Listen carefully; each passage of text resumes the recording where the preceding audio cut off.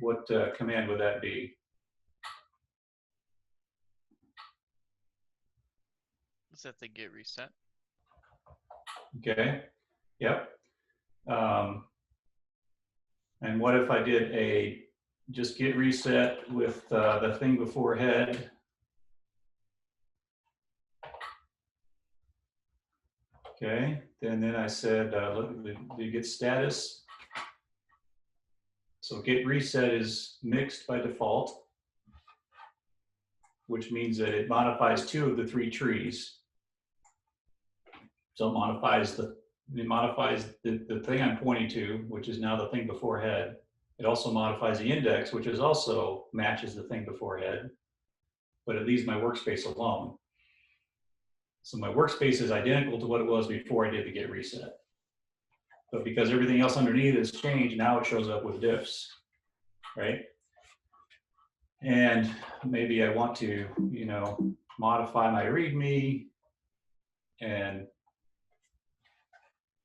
say, you know what, I'm not giving myself enough credit. Let's do this.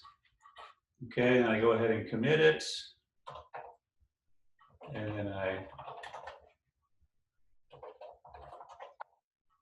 okay, so what has happened now to my history?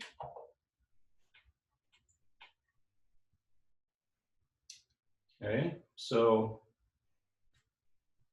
here's where I went back to when I did my git reset. Made my changes, that little change, one little change in README. Then I committed it.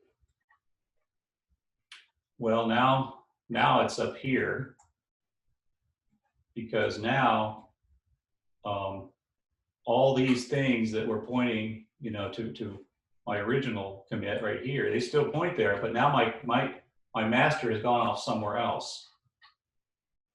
So if I try to go ahead and just, git push like I normally would, gosh, I've got to think of a, hold on, let me fix something here. I'm going to git remove my origin.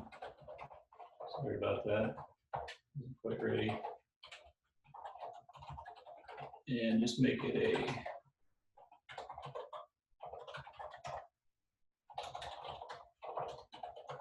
that should work.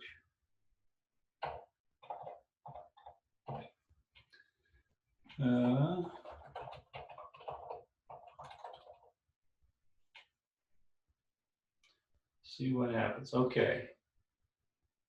So all the git remote stuff, it was irrelevant as far as changing to this particular issue that I've seen. What's relevant here is that I've tried to git push, but I've changed master underneath, what the remote thinks it is. So now it thinks it needs to do a big old merge now, because I've diverged and gone somewhere else. And so if I do an ADOG, you can kind of see what it thinks.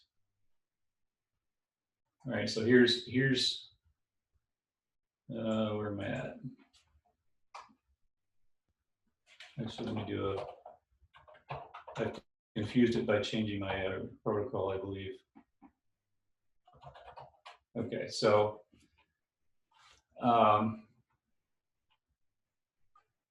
so it's down here.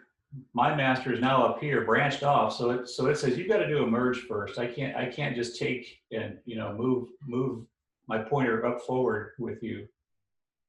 So you basically have screwed your team, because if you go ahead and push that, which you can, like I can say, no, this is really what I want. I'm going to do a git push -- force, and I'm going to force the remote to be what my current is.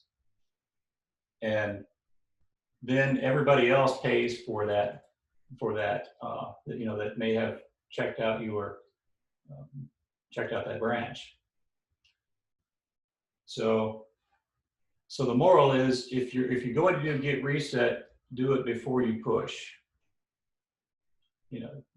There's ways to work around it. Like you could tell your whole team, okay, guys, I want you to do, I'm going to force this thing up here.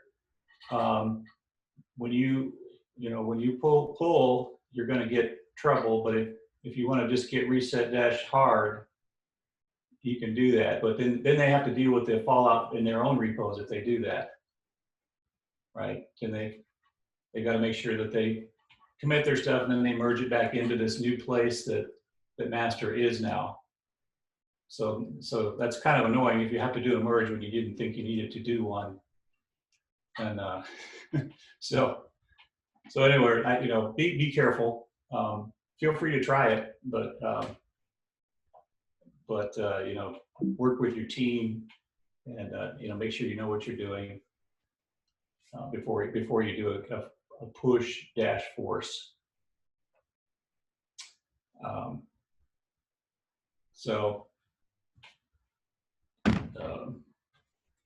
I guess the easiest way to stay out of trouble is just don't do it for the time being. I hardly ever want to say never, but almost never do it. Okay, so you got your teams, you got your instructions on the tags repo in the README here. It is now 9:13. I'll be here. I assume you'll want to set up your own team Slack channel or direct message group, to work as you go. But I'll definitely hang out here and be available. So, any other questions before we get started? Yeah, Chris, can you just clarify what was so you had not a merge conflict, but you checked out a different, you did a reset, it rolled your repo back locally, so your head's pointing in a different place than the remote is. Well, how do you go ahead and push your code in this case? Right, well, in this case, I could merge from master, right, because I'm in a different place now, so I could do it. I could just get in sync with master this way. So origin master. So that would do it. And now if I look where I'm at now, so here's where it was, and then it merged on up into here. Of course, now I still have to bring everything else along that was, branched off of that previous location of master, but that's not that different than making changes to master anyway. You'd still have to do that. So, but it's, it's a little more trouble than just going ahead with where origin master was originally. It's kind of a contrived example, I'll grant you that, but the issues that you run into when you push -F are real. So you surprise people when you do that, basically, unless you've given them a heads up, or unless you know that nobody else has done anything to this branch since you last pushed, right? That could also be a thing where you're the only one working on this master and pushing for some space of time, and then it's safe to go ahead and change it because nobody else is referencing it in their own workspace at the time that you're working with it. As long as they're somewhere back before when you're doing all this fiddly stuff with force pushing, and they're not going to see all your messing around. But if they're up here where you're at and you're changing things, then they're going to experience that pain with you. So when we do a reset, we always need to remerge locally. We always need to do this process where you merge back in with master. If you've already pushed what you're resetting away from, yes, because you're changing history basically when you're resetting. Okay. If you haven't pushed that history yet, then you're fine. But if you have pushed it already, then you're changing the story on people. Got it. And you would merge from you did a git merge origin master, and you were on your master branch locally. It's just kind of confusing to me. Yeah, I was right here. I mean, both branches have the common ancestor down here under this, this README changes commit. So I can merge if I've got a common ancestor pretty easily. But I have to actually do that. I can't just catch up the origin to where I'm at because I've gone a different direction. If you see the word fast forward, that's a kind of merge that's just a catch up merge. There's no divergent branches to bring back together. So normally when you push, what you're doing is a catch up merge to the remote, and you're just moving forward. But in this case, we've gone different directions. So now there's an actual real merge that has to happen. And it can't merge when you're pushing. If it's on a fast forward, you have to go resolve it on your side in such a way that the push will be a fast forward merge on the other side.